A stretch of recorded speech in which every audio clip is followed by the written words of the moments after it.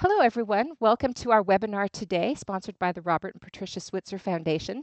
Our webinar is From Lab to Law, and we are very pleased to have fellow Amy Clipp with us today. I'd like to go over a couple of webinar housekeeping details before we launch into Amy's presentation. But we have about half of the registered attendees here right now, so people may still be joining us as we go on. I may need to repeat these tips as we go, but hopefully once we'll do it. All of you should be able to hear me right now. I'd like to go ahead and do a quick test of the raise hand button.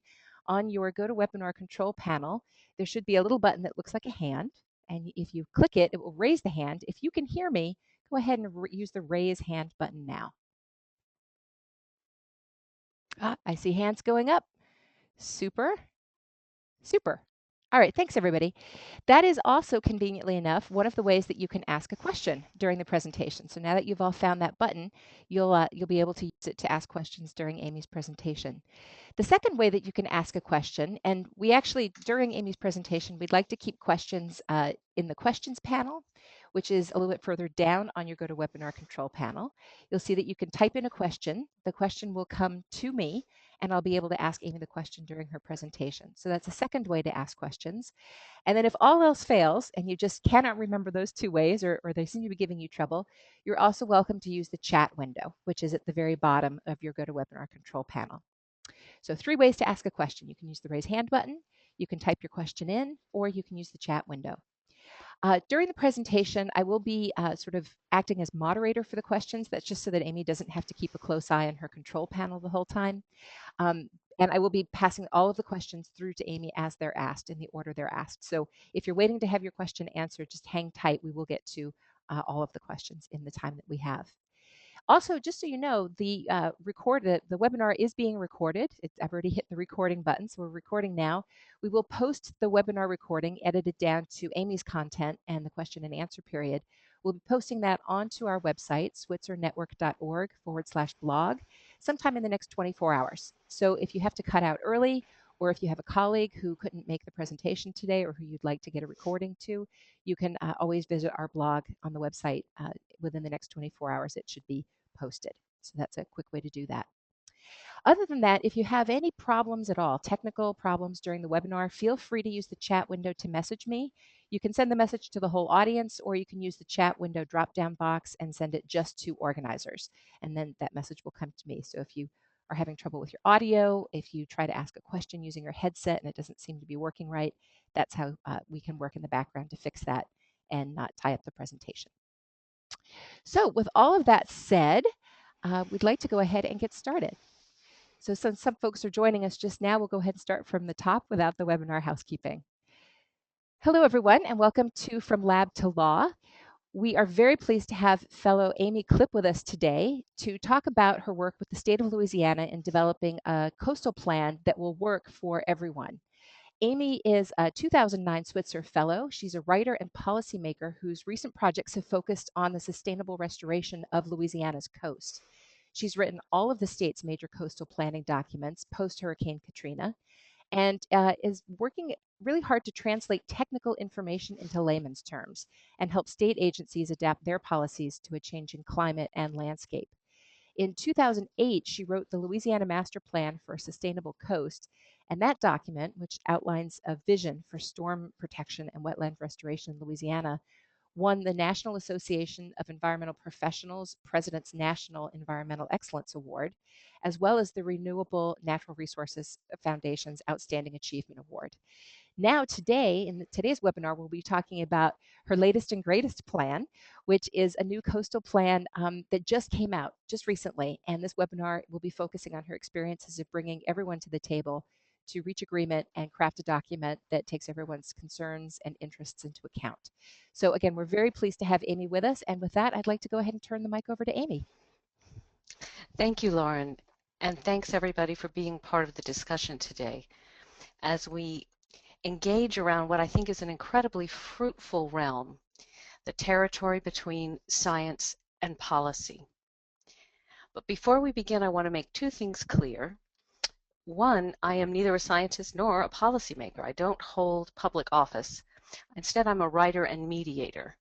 I try to help both parties work together hear each other, communicate, and eventually, on a good day, craft policies that help change our state for the better. My work over the last 20 years has focused on South Louisiana. And as you know, that's a region of our country that is no stranger to crises, whether it's hurricanes, oil spills, or difficulties you may not have heard as much about, such as the catastrophic and ongoing loss of our coastal wetlands. About a football field of wetlands is lost every hour. So in a realm like this, where there's so much happening, the intersection of science and policy becomes very charged and, of course, very important. So today we'll be looking at how to make that work as effectively as possible and some of the things to look out for. I want to say, too, that this is not a webinar about science communication in the sense of blogging, tweeting, doing that kind of outreach. Those activities are really important, and there's a lot to say about them, but today we're looking at the long game. If you're a scientist and you think that some of your work could really help inform what's done at a public agency, how do you make that translation? If you're a policymaker and you know that you really need to bring scientists into the room to help guide you as you craft particularly controversial policy or program, how do you do that? We're going to be focusing on that kind of interchange today. And the basic theme of what I'm going to talk about is that however different they may be in background, in worldview, in experience, even in agendas, scientists and policymakers share a great deal when they work together. Namely, they share incredible risk that they take by engaging with each other, and they share great potential. Scientists risk a lot when they enter the public realm, even as an advisor. Will their work be misrepresented? Will it be misused? Will it be rolled out before it's ready? To name just a few of the most common concerns scientists have, and with good reason. But policymakers run risks as well. They answer most often to a public official. What if the science that they engage with contravenes that official's position? What if the science comes in a year after it was needed? Or what if the science is so ambiguous that the uncertainties play out in the court of public opinion? All those are real risks that policymakers run as well. But I think we all know, and we're all here today because we know that this engagement of science and policy can bring extraordinary fruits, and we just have to navigate the waters and make the best out of all the potential that's there. So with that atmosphere of risk and reward, let's talk about managing risk. And my contention will be, if risk is so omnipresent in this arena, and I think it is, how to handle it, you embrace it. And by that I mean you make the collaboration between science and policy not an afterthought, not an add-on, but intrinsic to the work to be done from the very beginning through the very end. It's completely unrealistic, for example, for a policymaker to go behind closed doors, come up with a plan, and then expect to call a scientist and get an endorsement for the press release. It's not going to happen. And if it does, the scientist's word will probably be suspect. In the same way, it's unrealistic for a scientist to define a research agenda, conduct the research, write it up, throw the report on the policymaker's desk and say, here, use this, it's important. There may be great ideas in there, but if the scientist hasn't worked with the policymaker through an entire process, it's unlikely the ideas will be used. A lot of these discussions can be really abstract, so to ground our discussion today, I wanted to offer a couple of examples based on work I've done in the last year. One of these is the plan that Lauren mentioned, the Louisiana's coastal plan, a big, sprawling public policy gorilla. a huge budget, hundreds of people working on it, lots to say about it, and we can discuss it in the question and answer period in more detail. My role here was to write the plan and also to guide the outreach, particularly the strategic involvement of a stakeholder group that we'll talk about in a few minutes. The thing to keep in mind with this plan is that it says who gets what. It outlines which communities get flood protection and which do not. It outlines which regions get restoration dollars and which do not. So in a part of the country with 2 million residents, multiple industries, intersecting cultures, you can imagine the politics involved. But this was a plan that the state wanted to base on science. So we are squarely in that juicy zone between science and policy making. And we'll be pulling examples from the master plan to help guide our discussion today. Another project that I think will offer a useful frame of reference is what's known down here in Louisiana as the 10 questions report. Smaller scale effort in the master plan, but so part and parcel of that realm of science and policy that we're talking about. This document was created by scientists for policymakers. A group of scientists in Louisiana and throughout the nation wanted to provide members of Congress with the state of the science on Louisiana's coast and provide information that would allow these decision makers to make more informed choices about how to invest in South Louisiana. So they were trying to reach an audience that wasn't one of their normal targets, and we'll talk about how they did it.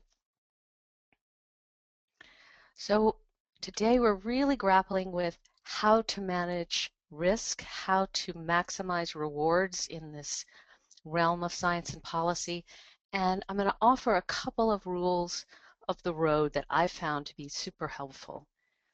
First is framing the work.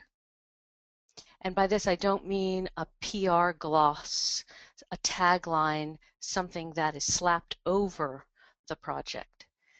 I'm really talking about an operational framing, a clear assessment of what the project needs to do and how to get there. Let me offer some examples to bring this down to earth. With the 2012 master plan, the state knew they had to get specific. The first master plan had offered kind of a vision and a concept, but people wanted to know what the state was going to do and how much it would cost. So the state knew it was going to be a list of projects, but they also knew that in creating that list, they would necessarily create winners and losers. People who didn't get the levy, who really wanted one. Communities that really wanted a section of wetlands restored that wasn't on the program. So the state realized that it wasn't just about coming up with a list, it was about using a decision-making process that was clear, explainable, and that people could see as fair. That was the frame that they used. It took a while to get there, but once the state had that, it became the mantra for everyone who worked on the plan, whether they were a scientist or an outreach person or a state employee. They knew they needed science to inform the choices. It would not do to have political leaders coming up with the winners and the losers. But the science was bounded by this overarching frame of getting to the projects and using a very transparent method for doing so. The 10 questions document had a different challenge, but it was all about framing for them as well, especially at the very beginning. You have 25 scientists sitting in a room wanting to get a message to Washington about what's going on with the coast, and their initial discussions were very free form. In the end, they realized, though, that if their end game was about informing members of Congress and their staffs, they had to have a very cogent mission with this document.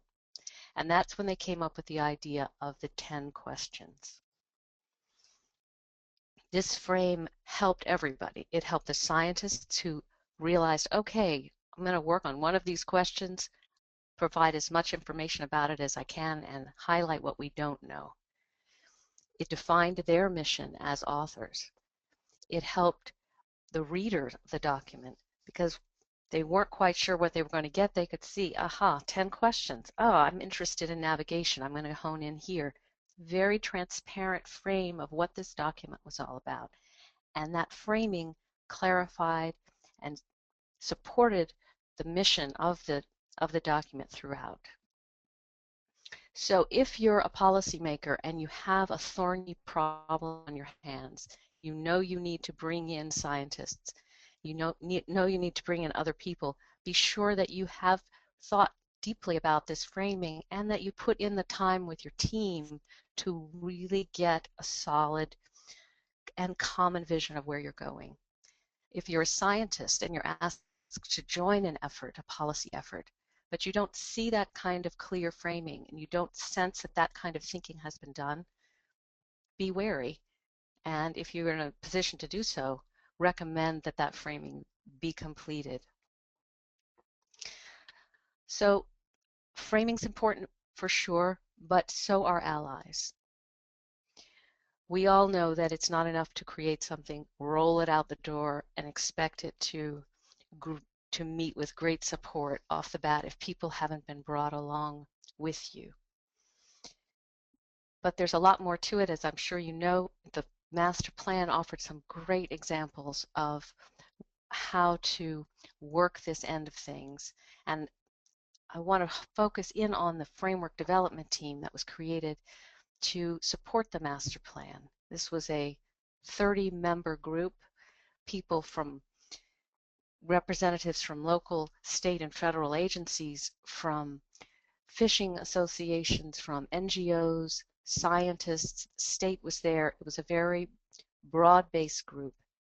And they really became the state's brain trust throughout the development of the plan. They ratified ground rules that governed how they would work together. They helped refine the objectives of the plan. They crafted principles that governed how the state approached the plan, and they tracked the technical analysis and its implications for a year and a half.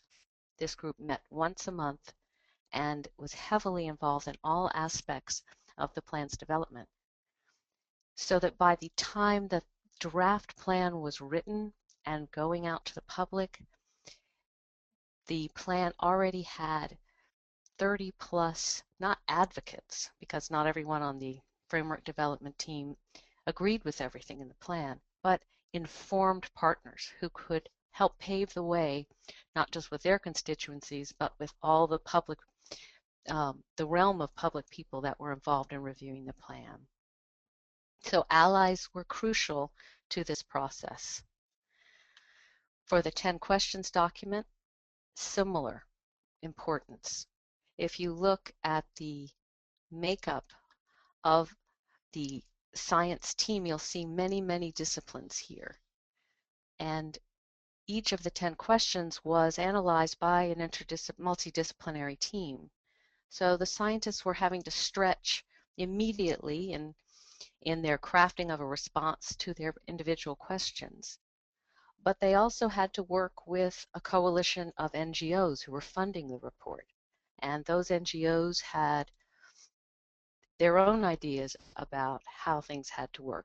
That had to be resolved and worked through. Finally, the authors had to work with me. I was hired to take the 200-page raw results of the scientists and condense it into a 25-page document that would go to Congress.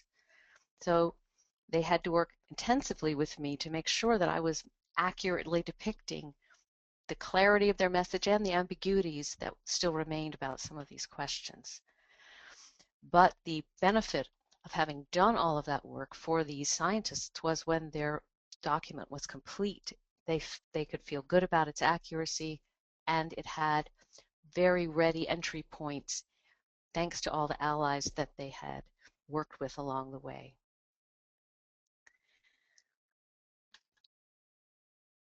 So if you're a scientist and you're invited into or seek to be part of a policymaking effort, but you're the only one in the room, be careful.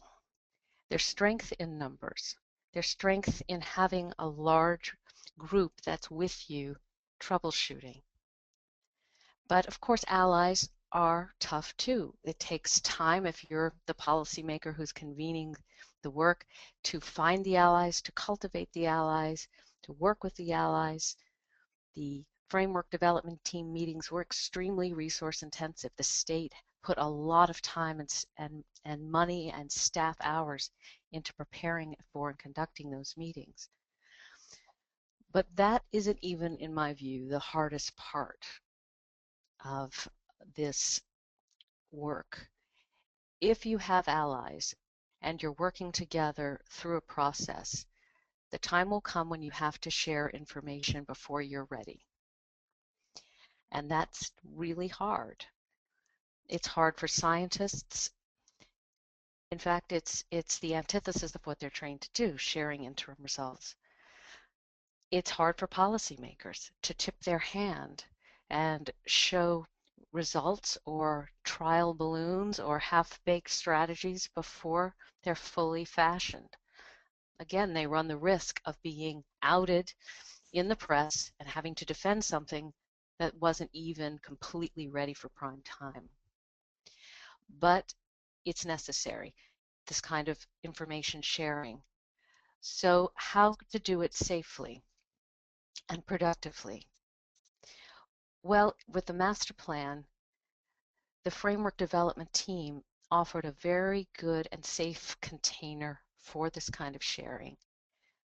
The members had agreed to ground rules that talked about respectful listening of each other. It talked about media.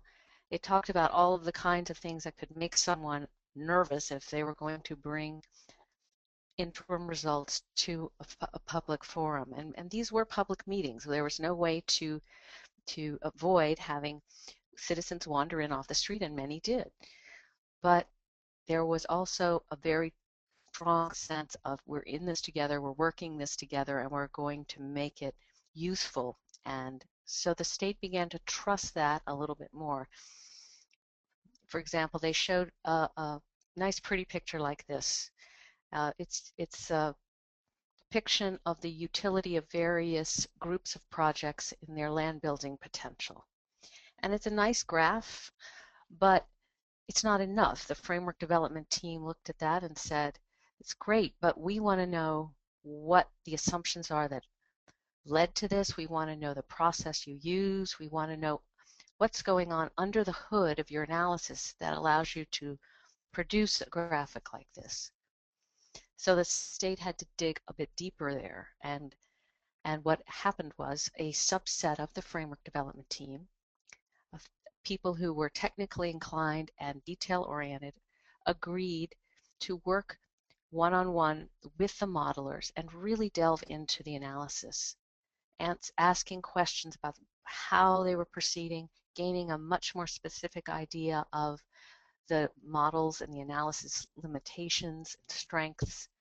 And when this subgroup came back to the framework development team, they said, okay, we've done some digging, and here's what we found.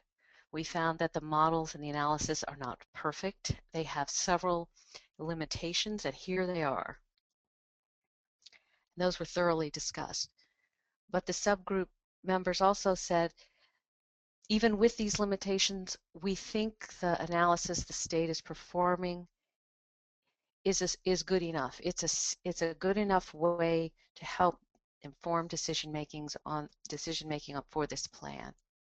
And that was a really big moment for the state, because the small group bringing their message back to the larger group allowed the larger group to say, okay, I guess we really can trust this.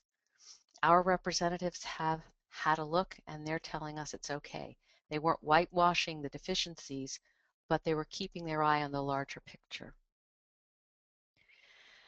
So if you think about all of these different techniques, framing, allies, sharing information, it really comes down to building trust.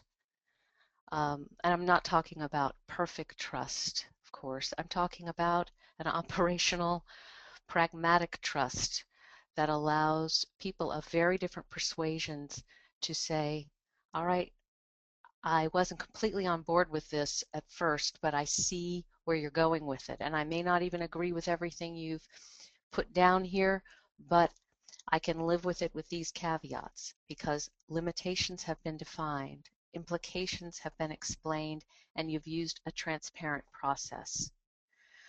Without these tools fostering that kind of trust, it's very hard to make progress. But when you can do it, you can really have some breakthroughs. And in the case of the master plan, we were able to include a number of diversions of the Mississippi River in the plan 6 months before no one thought even one diversion could pass muster. It was just too controversial. It required too many people to change the way they use the coast. But the plan includes this many. And the scientific community had long been saying this was the only way to restore the coast in any kind of a sustainable fashion. So it was a real victory for the message the scientists had been trying to offer for many, many years. And it surprised a lot of people that we were able to get that far in the plan. Now, granted, it's a plan and we need to get the money to do it and the work needs to be done. But the process showed how much potential there is when we can productively engage scientists and policymakers together. I'd like to pause here and open it up for questions and continue our discussion. I'd love to hear some of your experiences in this realm and see what we can come up with. Super. Thank you so much, Amy. So for everyone who's with us or maybe joined us late, there are several ways that you can ask a question. You can use the raise hand button, and to do that, you just go into your control panel. You go to webinar control panel, hit the little hand that looks like a hand, and that will raise it, and I can call on you in order. You can also post a question to the questions panel, or you can use the chat window. So any of those three ways, you are welcome to do that. While we're waiting for folks to formulate their first question, Amy, I would love if you could just say a couple of words, since we didn't include it in your introduction, but what did you do when you were a Switzer Fellow? How did you get your fellowship? And what about your work has changed or grown since you had your fellowship that led you to do this kind of work? Well, I headed up to the Kennedy School in 2009, and that was the year I had my Switzer Fellowship, and it was it was an amazing year. And the ability to have the ability to access so many people who are working and grappling with these questions and to see how universal so many of the dilemmas are was fantastic. And that's certainly something that being a Switzer Fellow highlighted, that we're all trying so hard to make a difference and doing it in a way that's effective and efficient and be so challenging, but there really are some things we can share with each other to make the road a little bit easier. So it was a great privilege to be part of the experience a couple of years ago, and continuing the conversation in forums like this is just a real pleasure. Mm-hmm. And how did you get involved with you doing these kinds of plans for Louisiana? Well, I've been working on environmental communication for a long time, and um, as my career developed, so too did the urgency to solve the wetland crisis here. And then when Katrina happened, that just turned up the heat, and we really got some state action around, okay, we've got to marshal our resources in a more productive way. And it came down to writing plans like that could help people see where the priorities were. So I was very fortunate to have my career dovetail with a really public need. And a lot of times problems are solved through the written word. The written word. Processes that allow that kind of collaboration to happen and reflected in written documents seems a real natural fit for resolving some of these intractable policy and environmental problems. Hmm. So thank you. We have a question from Evan, and I went ahead and posted it to the chat window so everyone can see it, but let me go ahead and read it out for you, Amy. It asks, Evan is asking, did you have to deal with past potentially negative relationships among the participants? Did that affect the collaborative process, and how did you deal with it? Sure. I mean, the people, for example, if we just look at the framework development team, um, many of the people sitting around that table had worked together for decades, and everyone knew where everyone's bodies were buried. We were very fortunate, though, that because of the multiple crises that had occurred, and because there was the chance that through the Restore Act or other fines on BP, there might be some real dollars available to put toward solving the problem, that many of the people were very, very focused, and they were willing to poke each other and laugh about each other's foibles and even call each other out. But everyone did an exemplary job of really staying focused on the goal, which was to get the state over the hump and really marshaling their resources toward big scale projects that could help the coast. Previously, the state had done lots of piecemeal stuff, and it just wasn't at a level that could really make any kind of difference. And the crises of the last several years just really had people motivated to get past that. Also, the framework development team meetings were facilitated by a neutral. I mean, we had a very structured process because there was a lot going on in those rooms. And, some people were paid to represent a constituency. Um, they were paid to represent fishers, for example, and that was their job. So we needed a way to absorb that information and absorb that viewpoint, but also keep people focused on the larger issue. We've got to come up with the best possible use of state dollars, and we've got to make a dent in this problem that's killing everybody's livelihood and threatening everyone's future. So short answer, Evan, is the crisis was so great it helped keep people's eye on the ball, but we also needed a very structured process to reinforce everyone's good intentions and to help mitigate the effects when tempers rose and people were hashing things out. So I'd like to open up the floor again for anyone who's got another question. You can use, like I said, the raise hand button, the questions panel, or the chat window. Any of those three will work for us. And I have to say, just while we have a minute while we're waiting for questions to come in, I just by coincidence grew up in Louisiana. I was in there in the early to mid 80s, actually early to late 80s.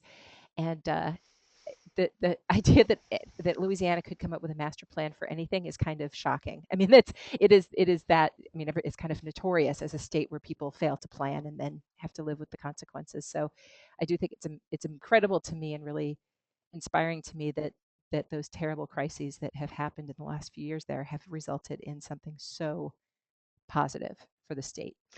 Because I do think it's fair It's to say it, they've gone for hundreds of years without facing these issues. So the fact that they're now facing them is really a huge credit to your work and everyone that you worked with, Amy. Thank you. And it was a big team for sure. I mean, there were lots of people pulling the wagon, but I do think people were ready for change, not just not just the insiders, but regular citizens. They just, when you have that level of land loss and that many emergencies in a short span, it allows people to accept things that they kind of know or have always been there, but they haven't been really ready to face. And part of the real challenge with this plan was disappointing people. To say, we cannot protect everyone with levees in South Louisiana. There's not enough money to do it, and it's not going to happen. That had never been stated before. And but people were very receptive to the straight talk. Of course, there were some who were not, but most of the people, whether they were citizens or business types, local government officials, they wanted to be able to plan. They wanted to know what they were dealing with.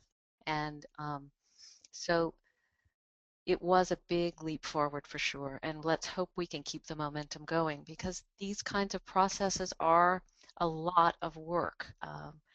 And they don't come naturally necessarily to every state shop.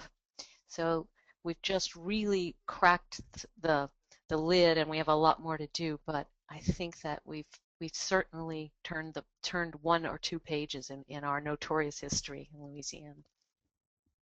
So I'd actually like to open up the floor, not just to questions for Amy about Louisiana in particular, but I see a lot of fellows on the call today who I know are working in situations that are equally difficult and seemingly equally intractable. And I would love if those of you who are on the call could maybe take a minute, use the raise hand button. I can call on you, and you can give us an example of what process you're working in that is not going as swimmingly, no pun intended, as Amy's process is. I would love to hear from some of those of you who just seem stuck or mired in a situation that is not going as well.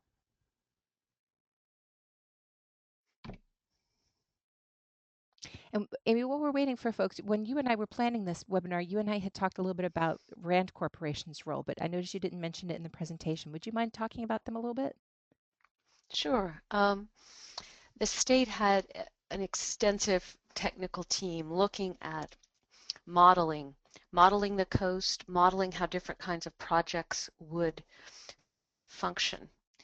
And Rand was brought in to help the state take the voluminous amount of output from all of these models and examine it in an intuitive way. And they created what they called the planning tool, which kind of a anodyne name, but it was a really interesting computer program, kind of like a giant amalgamator of Excel spreadsheets that would allow the state to say, okay, we want to maximize land building in our selection of projects. Rand, run through all the output and spit out all of the projects that will maximize land building, regardless of cost, regardless of time, regardless of any other factors. Let's see what the top performers are. And when the state was able to do that across several different criteria, they could sort of pull out the high-performing projects across multiple categories. Their aim was to identify what they called the no-brainer projects, the projects that were that delivered so much value that they had to be on the list. And they also wanted to put to bed some project concepts that kept getting kicked into the discussion but really didn't perform well at all, or were impractical for any number of reasons. So they were sorting and sifting through over 1,000 different concepts that had been proposed in various plans over the last couple of decades, and were trying to cull that list out, and they ended up with 109 projects. And Rand's work was to really help them get to that list by mining the model output data in ways that made it easy to evaluate options. So it That was sounds like it would be very helpful, a very helpful yeah, tool. it was a helpful tool, but it was tricky to frame that because there were some of the members of the governor's staff who were really nervous, understandably so, about what we were doing and making these tough decisions. And they really would have loved to have been able to say, you know what, the RAND's planning tool is going to make all the hard calls for us. We're just doing what the science says. And we really had to back off of that message and say, you know, no, we're making these decisions and we're using these tools and all of this modeling to help us, but we've got to own it. And that, in a way, was part of admitting limitations, part of admitting and keeping the process transparent, because I think people would have been very, very nervous about a mysterious planning tool, capital P, capital T, calling the shots for the future of South Louisiana. And when the state owned their role as decision makers, and they were surprised at how receptive people were to it. So thank you. We have a question that's come in from Catherine Day, and it's a long question, so bear with me. I'm gonna actually paste it into the chat window as well in just a minute so everybody can see it. I'm gonna go ahead and do that now.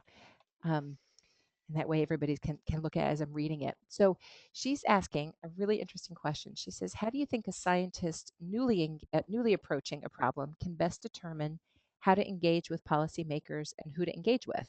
She says, I'm beginning a project on climate change adaptation in semi-arid agricultural systems and want to effectively engage with the quote unquote right policymakers and fellow scientists, but I'm unsure of how big a group to engage with, the level of engagement, local versus state, and how to ensure that questions important to farmers and policymakers are incorporated into her work. It's a great question. It's probably a question that represents of the challenges we all face when we're trying to take what we do out to a broader realm. And some of the answers are clear and some of them aren't. But I think that finding the allies, time consuming as it is really, really important. And in Louisiana, there are a number of nonprofits and institutes who have been working on this on the coastal issue for a long time. So I would wonder if Katherine could identify similar satellites, thinkers and doers around this that she could begin to talk to and sound out.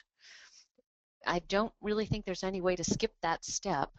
And if you have partners at the place where you work that can help you leverage some of their contacts and get you started, but it is crucial to have your community identified and kind of mapped so that you can be more equipped when you have an offer to participate in something and you're not sure about it, or whether you're sounding something out.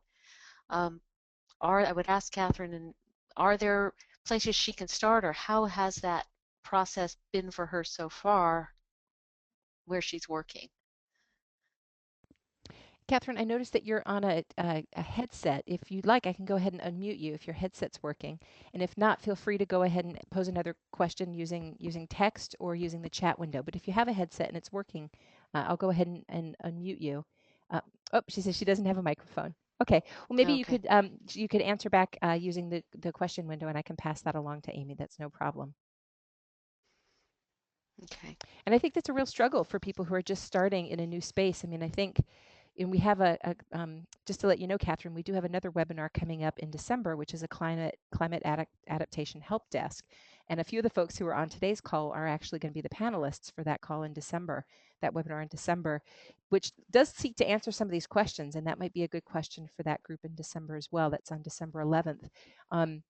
Because I think what we get a lot of questions about at the office in Maine is, someone who has done science about a certain topic is now being asked to apply that science to climate change adaptation or in another realm. There's these sort of questions, and people are starting to move across realms with their science, and that gets particularly tricky. I think many times scientists feel like, it's just about the science, not about the applications, and then suddenly they're being asked even above and beyond normal applications to apply the data to a new situation. I guess I'd be curious to know, within Louisiana, what kind of realm did you experience, or what kind of range did you experience with the scientists you were involved with? Did you have to beg for their cooperation? Were they more than happy to come running to the table? Was it something in between? No, I think when the scientists saw the state was serious about using science and they were prepared to put the money into the modeling effort and um, make it make a commitment to it, they were very eager to be part of it because it's really hard. They were coming at from the opposite angle than Catherine is. They were coming, many of them, from 10 or 20 years sort of banging their head against the wall saying, we can't keep doing little dribs and drabs of projects. We've got to do something bold here. How can I get this to happen um, in a circumspect way that doesn't overrun my own scientific boundaries? How can I get involved? And so when the state was able to show they were serious, there was there were a lot of people who were really eager to be involved, and to the point where not everyone could be involved, and some people were upset that they weren't involved. So um, then the outreach turns into, okay, how can we get their perspectives woven in as well? How can they be brought to the table as well? Um, it became almost a referendum on the future of the coast, this plan. I think people were so hungry for action, and the crises had been mounting so heavily in the preceding years that people were just really ready to roll up their sleeves and get something done. But that didn't mean it was all roses for sure. And there were lots of back and forth between, okay, the modeling team, this is a science plan, guys. This is going to be determined by science. And that was true up to a point, but the state also became out very clean and clear to the public and the framework development team saying, you know, we're going to come out with a draft and it's going out for 3 months of public review. And there are things we might have to change as part of this public review. Um,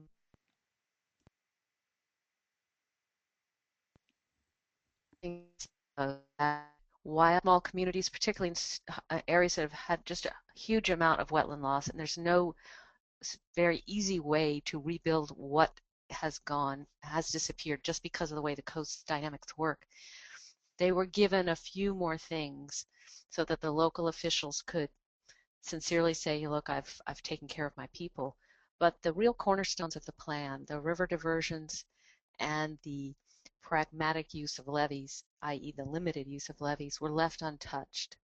Um, and I think that was a real testament to people's respect for the science and the fact that the scientists had been given a lot of room to make their case. Another interesting thing is in Louisiana, we're not known for our progressive politics at the moment. Um, and in fact, our governor, despite his biology degree from Brown, does not officially acknowledge climate change, and nor do many of the state legislators. But the master plan was full of climate change, and it was intrinsic to the analysis. It's mentioned in the report as a major factor governing our future, and the report was unanimously adopted. I think that the technical underpinnings of the plan and the allies that validated it going through helped keep the foundation of the plan intact. And we'll see if we can build on that success. Now, Katherine has posed a follow-up, so I just want to go ahead and read that. Let me just post it to the chat as well so everyone can see it. Hang on one sec. Okay, so she says this is in follow-up to, sort of where to start when you're starting a new project, and she's particularly working in climate change adaptation for semi-arid agricultural areas. She said she's been talking to the Natural Resources Conservation Science and Farm Service Administration, as well as some farmers. She says the state-level policy agents seemed more informed and invested in the potential of climate change to affect farms, but local people were far more aware of what was going on in the farm context. And to add even more complexity, the policy ultimately seems to come from the central federal offices. So Mm. part of what she's wondering is, do I try to engage with all levels, federal, state, local, in order to effectively engage with policymakers? It sounds like your project really engaged with a huge variety of stakeholders, a task that seems a bit overwhelming at the beginning.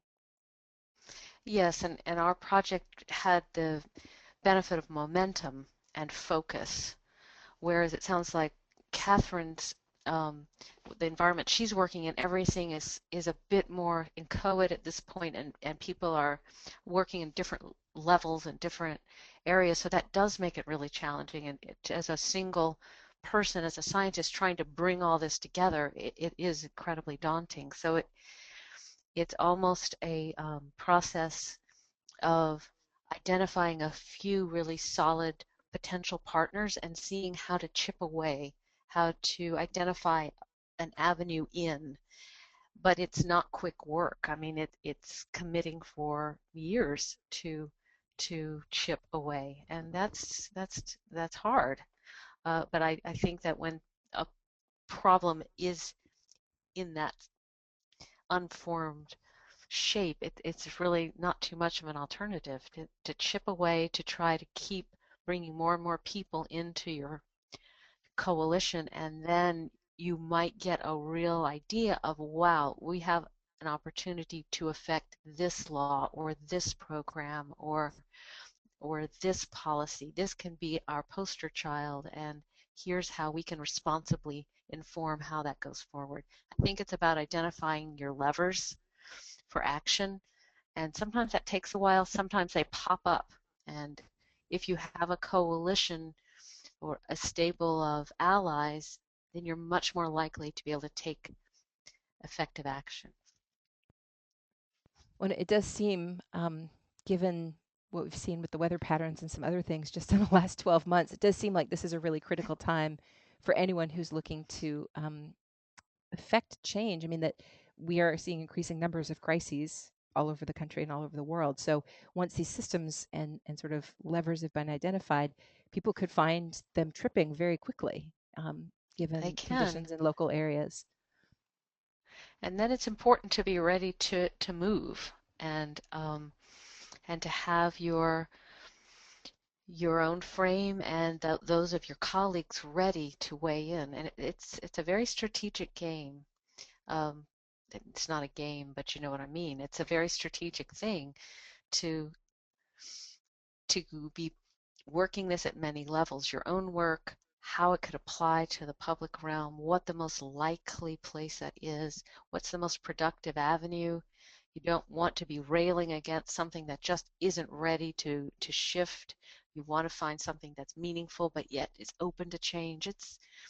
It's very strategic and it is very locally specific. It's hard to have uh, one cookbook set of ideas when the circumstances are so very particular. But I wish Katherine and my fellow colleagues, I wish you all luck as you grapple with this. It's very important and it's very tricky, but it can be done.